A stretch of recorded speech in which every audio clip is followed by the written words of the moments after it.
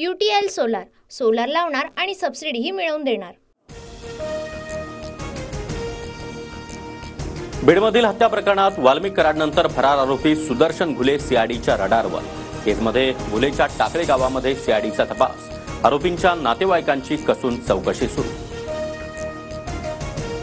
संतोष देशमुख हत्या प्रकरणामध्ये एसआयटीची स्थापना, पोलीस उपाधीक्षक अनिल गुजर यांच्या नेतृत्वामध्ये एसआयटी काम करणार, 9 पोलीस अधिकाऱ्यांचा समावेश, राज्य सरकारकडून GR जारी।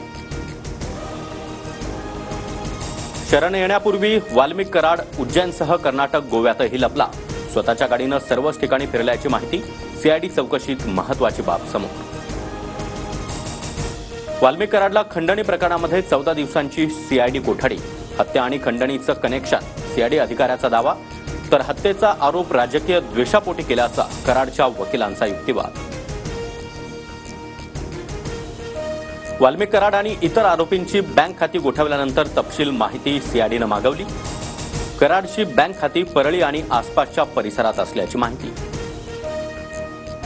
पोलिसांच्या मध्यस्थीनंतर मसाजोगच्या गावकऱ्यांचं जलसमाधी आंदोलन मागे, देशमुखांच्या मारेकऱ्यांना लवकरात लवकर अटक करा, वाल्मिक कराडवर 302चा गुन्हा दाखल करा, ग्रामस्थांची मागणी।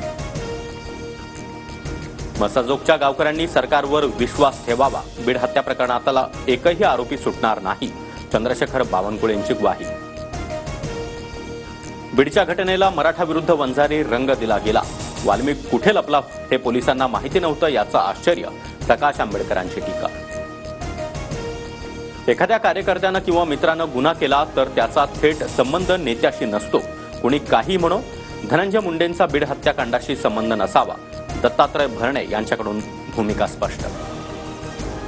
गडचिरोलीमधील 11 नक्षलवाद्यांचं मुख्यमंत्र्यांसमोर आत्मसमर्पण, 8 महिला आणि 3 पुरुषांचा समावेश, आत्मसमर्पण करणाऱ्या पुनर्वसनासाठी लाखोंची रक्कम, 38 वर्ष नक्षली कारवायांमध्ये सहभाग।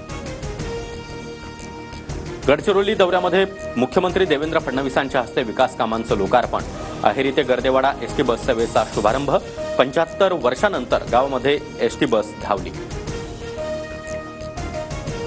आता मुख्यमंत्री देवेंद्र फडणवीस, त्यामुळे लढाईमध्ये खरी मजा, मराठा द्वेष नसेल तर फडणवीसांनी आरक्षण द्यावं, अन्यथा राज्यात फिरू देणार नाही, मनोज जरांगेंचा पुन्हा इशारा।